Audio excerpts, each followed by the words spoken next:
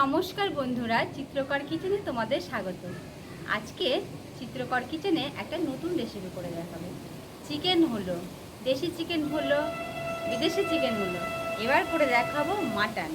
তো সে মাটন বাজার থেকে নিয়ে চলে এসেছে, মাটন 1.25 কিলো মাটন। এই মাটনটারই আজকে রেসিপি করে দেখাবো। তো মাটনটাকে আমরা আগে কী করবো, ভালো মতো পরিষ্কার করে ধুয়ে নেব।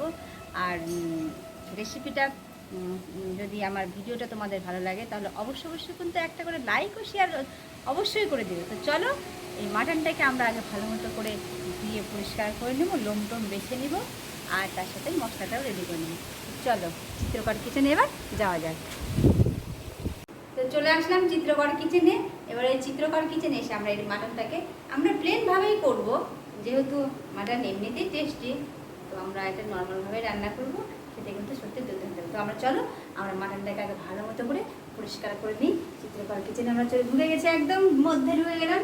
এবার এই মাটনটাকে আমরা ভালো মতো করে ধুয়ে লোমগুলো একটা একটা করে, যেহেতু মাটনে প্রচুর লোম থাকে, ওই লোমগুলোকে আমরা, এই যে লোম থাকে, এই লোমগুলো আমরা একটা একটা নিখুঁতভাবে আমরা দেখে বেছে নিব। না হলে একটা লোম পেটের মধ্যে গেলে পেট ব্যথা করবে, এমনকি ফুড পয়জনিংও হতে পারে। ওই জন্য আমাদেরকে লোমগুলোকে ভালো মতো করে আগে বেছে নিতে হবে। আমরা মাংস ধুয়ে ভালো মতো করে লোম বেছে ধুয়ে জল ঝরাতে রেখে দিলাম।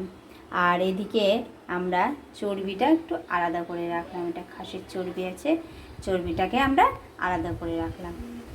তো এবার মাংসের জলটা ঝরুক, আমরা এই ফাঁকে আমরা মাংসর মশলাটা রেডি করে নেব। পেঁয়াজ, রসুন, আদা, কাঁচা লঙ্কা, এটাকে আমরা আগে কেটে নেব। তো চলো, আমরা 1.25 কিলো মাংসে প্রায় লাগবে আমার 250 গ্রাম পেঁয়াজ। তো চলো ওগুলো আমরা আগে রেডি করে নিই। আমরা এখানে 250 গ্রাম মতো পেঁয়াজ নিয়ে নিয়েছি, রসুন নিয়েছি, কয়েকটা গোটা রসুন দেবো, ওই জন্য রসুনটা একটু বেশি নিয়ে নিয়েছি। আর নিয়ে নিয়েছি টমেটো, আর নিয়ে নিয়েছি কাঁচা লঙ্কা। তো আমরা পেঁয়াজটাকে আমরা চোকা ছিলে ঝিরিঝিরি করে কেটে নেব। আর তার সাথে নিয়ে নিয়েছি আমরা 1 টুকরো আদা। তো আমরা পেঁয়াজগুলোকে আগে কেটে নিই।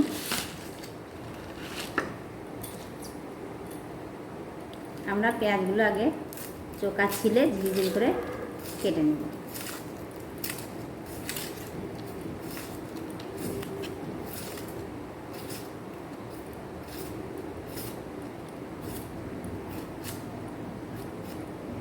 অনেকটা খেলাম মুরগির মাংস, এবার না হয় আজ খাসির মাংসটাই খাই।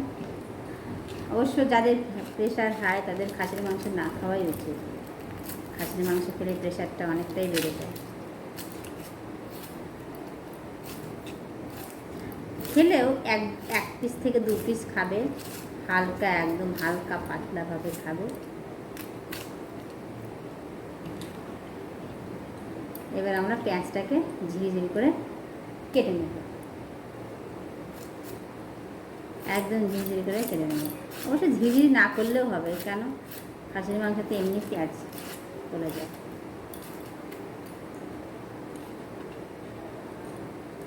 তবু একটু ঝিরিঝিরি করেই কেটে নিই।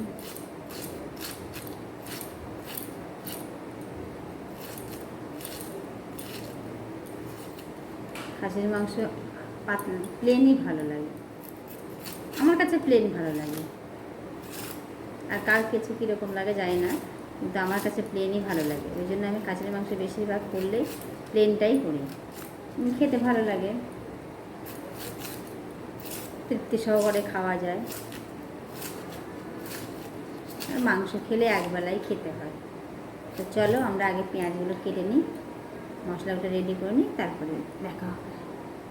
আমাদের সবগুলো কাটা হয়ে গেল। পেঁয়াজ, গোটা রসুন নিয়ে নিয়েছি, কাঁচা লঙ্কা, টমেটো, আদা, রসুন কাটা হয়ে গেল। এবার আমরা কয়টা আলু দিয়ে দেবো, আমরা 4টা আলু দিয়ে দেবো। 4টা আলু আমরা কেটে নেব। খাসির মাংস আর আলু দিব না তাই কোনো হয়, তাই খাসির মাংসতে আমরা একটু বড় বড় করে আলু দিয়ে দেবো, তাহলে খেতে ভালো লাগবে। তো লাল লাল যেহেতু হবে খাসির মাংস, তো আলুটা কেটে নিই।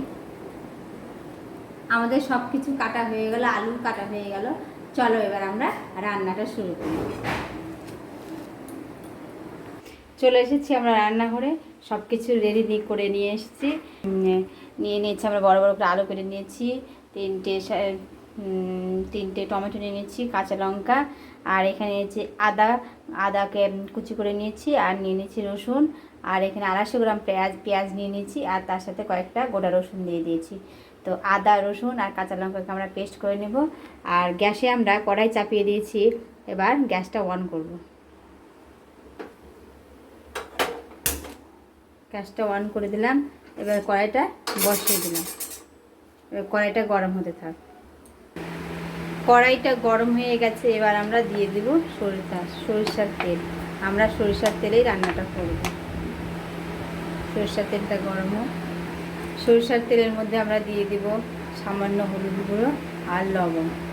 দিয়ে দিলাম সামান্য হলুদ গুঁড়ো আর দিয়ে দিলাম সামান্য লবণ। দিয়ে আমরা এবার আলুগুলো ছেড়ে দেব। তেলের উপর হলুদটা দিলে কালারটা ভালো আসে, এই জন্য আমরা এইভাবে দিলাম। দিয়ে এবার এটাকে আমরা লাল লাল করে ভেজে নেব। এটা ভাজা হতে থাক, এই পাশে আমরা মশলাটাকে বেটে নেব। আমরা মশলার মধ্যে দিয়ে দেবো 5টা কাঁচা লঙ্কা, শুকনো লঙ্কা। ওই শুকনো লঙ্কাটা আমরা ছোটো ছোটো কেটে নেব। আমরা একটা মিক্সির বাটি নিয়ে নিচ্ছি, আর এগুলো আমরা কেটে নিলাম শুকনো লঙ্কা দিয়ে। এগুলোকে একসঙ্গে আমরা পেস্ট করে নেব। আমরা আজকে শিলনোড়াতে আর করলাম না। আমরা কাঁচা লঙ্কাগুলো দেখতে পাচ্ছেন, অতগুলো কিন্তু ঝাল হয় না। এগুলো একসঙ্গে আমরা পেস্ট করে নেব। আলুগুলো আমাদের ভাজা হয়ে গেছে। আলু ভাজতে ভাজতে আমাদের মশলাও বাটা হয়ে গেছে। মিক্সিতে আমরা একটু ঘুরিয়ে নিয়েছি। এই যে আমরা মিক্সিতে ঘুরিয়ে নিয়েছি। এটা থাক সাইডে রাখা। এটা আলুটাকে আমরা এবার তুলে নেব। তেলের উপর হলুদ দিলে কত সুন্দর কালারটা আসলো। কালারটা খুব সুন্দর আসলো।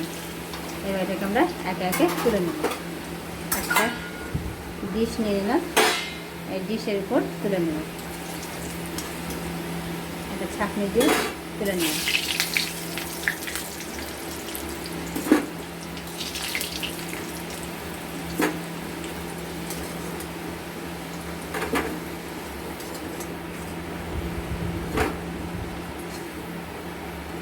এবার কড়াইয়ের ওই তেলে আমরা দিয়ে দেবো আরও কিছুটা তেল।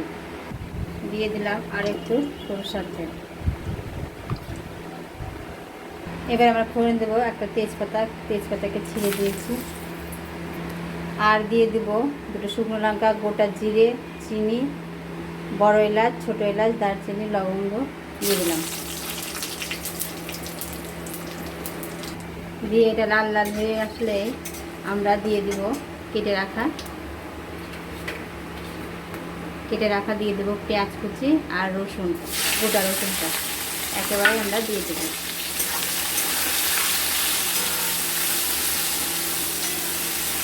দিয়ে এটাকে আমরা লাল লাল করে ভেজে নেব। এর সাথে আমরা দিয়ে দেবো একটু সামান্য লবণ।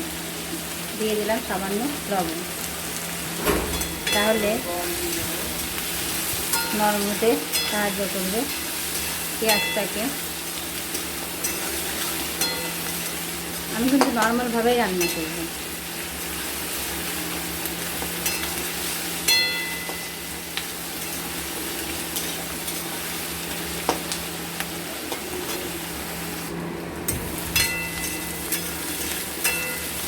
পেঁয়াজটা প্রায় ব্রাউন হয়ে এসছে। এই ফাঁকে আমরা একটা বাটিতে কিছু গুঁড়ো মশলা পেস্ট করে রাখবো। ধনে গুঁড়ো, জিরে গুঁড়ো, কাশ্মীরি লঙ্কার গুঁড়ো, আর তার সাথে দিয়ে দেব পরিমাণ মতো হলুদ গুঁড়ো। দিয়ে দিলাম পরিমাণ মতো হলুদ গুঁড়ো।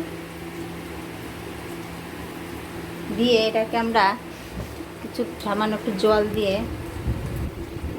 গুঁড়ো করে রাখবো।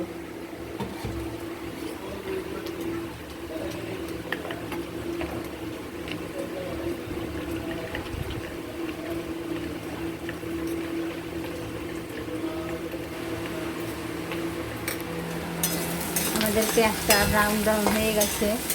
এবার আমরা ধুয়ে রাখা মাটনগুলো দিয়ে দেবো।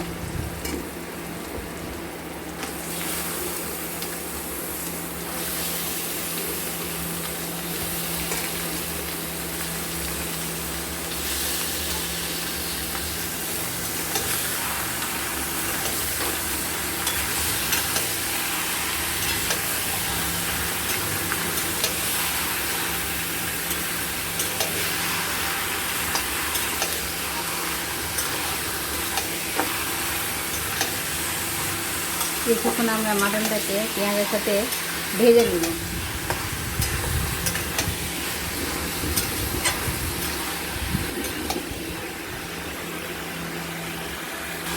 এটাকে আমরা মিনিমাম 5-6 মিনিট আমরা এটাকে কষে নেব পেঁয়াজের সাথে।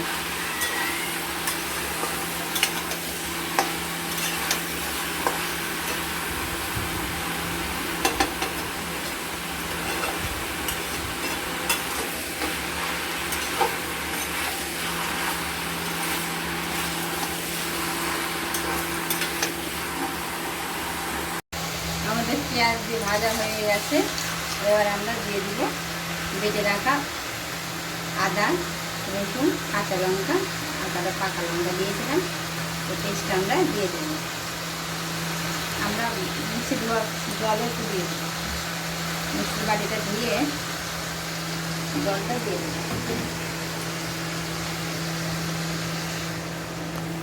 দিয়ে এটাকে ভালো মতো করে আমরা কষবো। যতক্ষণ না কাঁচা গন্ধ যাচ্ছে ততক্ষণ এটাকে আমরা কষবো।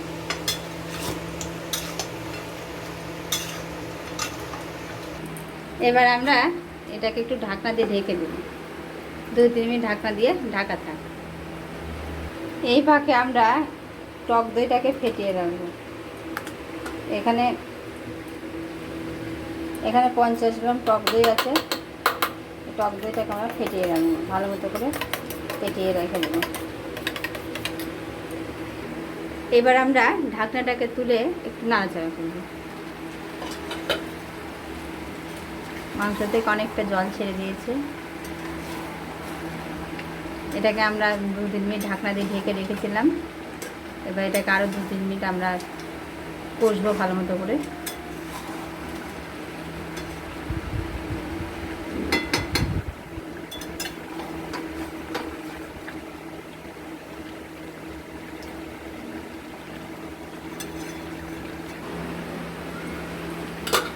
ঢাকনা খুললাম, খুললে আবার একটু নাড়াচাড়া করবো। এবার আমরা দিয়ে দিব জিরে গুঁড়ো, ধনে গুঁড়ো, কাশ্মীর লঙ্কার গুঁড়ো, হলুদ গুঁড়ো, যে পেস্টটা বানিয়েছি পেস্টটা এবার দিয়ে দেবো।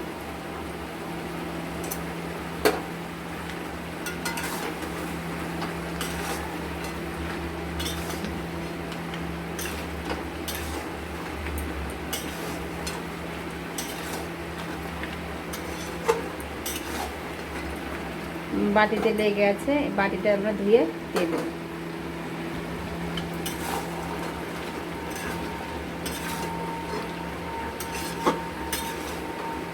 দিয়ে এটাকে ভালো মতো করে আমরা কষে নেব 5-7 মিনিট। আমরা এটাকে ঢাকনা দিয়ে দিয়ে ঢেকে ঢেকে কষে নেব। ঢাকনা দিয়ে ঢেকে ঢেকে এটাকে কষে নেব। আমরা কষতে কষতে রসুনটা উঠিয়ে রাখলাম, রসুনটা একটু পরে দেবো আবার। এবার আমরা দিয়ে দেব ফেটানো টক দই। দিয়ে এটা অনবরত নাড়তে থাকবো, না হলে টক দইটা ফেটে যাবে। এই জন্য অনবরত নাড়তে থাকবো আমরা এটাকে।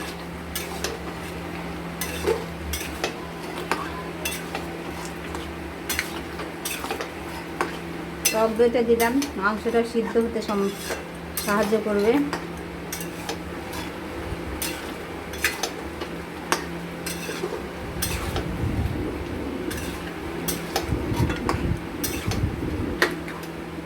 এবার আমরা বাটি ধুয়ে জলটাও দিয়ে দেবো। বাটি ধুয়ে জল দিয়ে আমরা এটাকে মিনিমাম 5-7 মিনিট কষে নেব।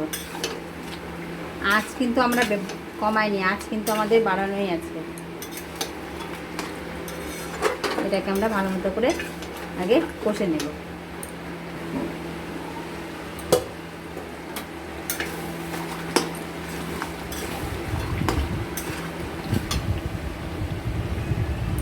আমাদের কষা হয়ে এসছে প্রায়। এবার আমরা দিয়ে দেব চর্বিগুলো।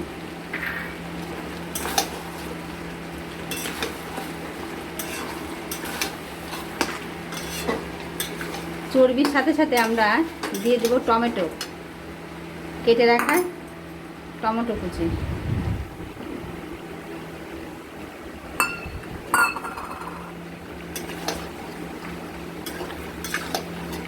টমেটো কুচির সাথে আমরা দিয়ে দেব লবণ। আমরা লবণটা আগে দিইনি, কারণ হচ্ছে টমেটোর সাথে লবণটা দিলে টমেটোটা তাড়াতাড়ি সিদ্ধ হয়ে যাবে, ওই জন্য। এবার আমরা দিয়ে দেব স্বাদ মতো লবণ। এবার দিয়ে দিলাম আমরা স্বাদ মতো লবণ। স্বাদ মতো লবণ দিয়ে এটাকে আমরা ভালো মতো করে লবণটাকে মিক্সড করে দেব।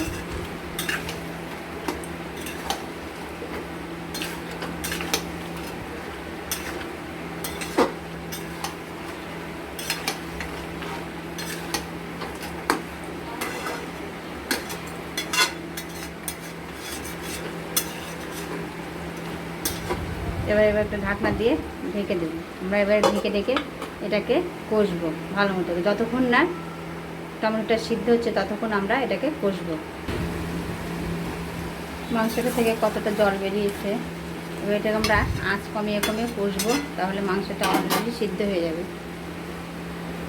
আঁচ কমিয়ে দিলাম, সামান্য আমরা আঁচ কমিয়ে দেবো, দিয়ে এটাকে আঁচ কমিয়ে আরও 5-7 মিনিট কষে নেব। মাংসের ঝোল দেওয়ার জন্য আমরা এদিকে একটু গরম জল বসিয়ে দেব।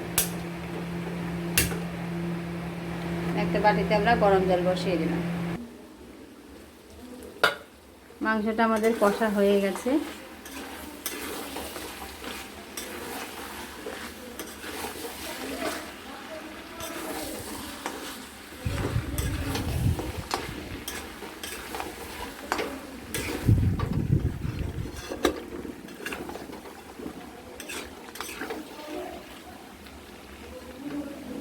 মাংসটা আমাদের কষা হয়ে গেছে। এবার এর মধ্যে আমরা দিয়ে দেবো আলু। আলু আর গোটা রসুনটা আমরা তুলে রেখেছিলাম, এটা দিয়ে আমরা একটু কষে নেব একসাথে।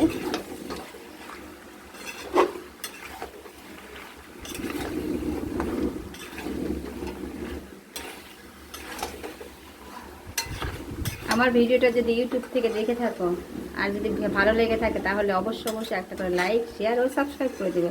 আর যদি ফেসবুক থেকে দেখে থাকো আর ভিডিওটা যদি ভালো লেগে থাকে তাহলে অবশ্যই একটা করে লাইক, শেয়ার ও ফলো করে দিও। এটাকে আমরা আলুর সাথে আমরা 2-3 মিনিট একটু কষে নেব।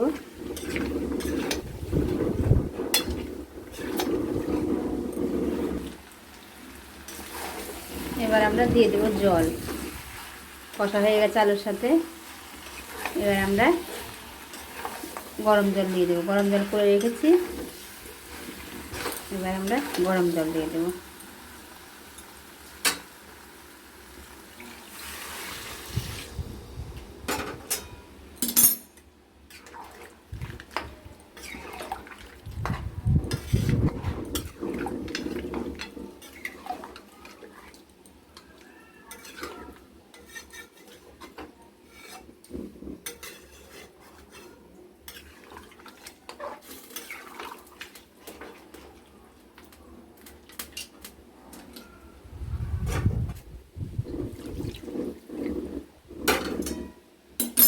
দিয়ে দিলাম আমরা জল।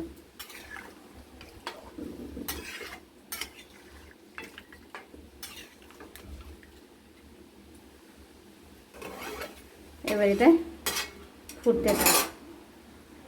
ফুটতে দিব আমরা এটাকে। আমরা তখন লবণ দিয়েছিলাম, এবার ঝোল দিয়েছি যেহেতু ওই জন্য আর একটু কিছুটা লবণ দিয়ে দেব। দিয়ে এটাকে নাড়াচাড়া করে দিয়ে আমরা ঢাকনা দিয়ে ঢেকে দেব কিছুক্ষণের জন্য। যেহেতু আলুটা একটু সামান্য সিদ্ধ হবে ওই জন্য আমরা ঢাকনা দিয়ে ঢেকে দেব। এবার আমরা ঢাকনা দিয়ে ঢেকে দেব, আঁচটা একটু কমিয়ে দেব। চলো আমরা এটাতে গরম মশলা বেটে নিয়ে এসেছি শিলনোড়াতে। আর ঢাকনাটা খুলে দেখি, আলুগুলো দেখতে হবে আলুগুলো সিদ্ধ হয়ে গেছে। এবার উপর থেকে আমরা ছড়িয়ে দেব গরম মশলা দিয়ে এটাকে নাড়াচাড়া করে দেব। আপনারা বাড়িতে অবশ্যই একবার ট্রাই করে দেখবেন, খেতে সত্যি দুর্দান্ত হয়। আর যেতে একটাই বলি, তোমরা যদি আমাকে সাপোর্ট করো, আমার পাশে থাকো, তাহলে আমি নতুন দিয়ে আরও ভিডিও নিয়ে আসবো।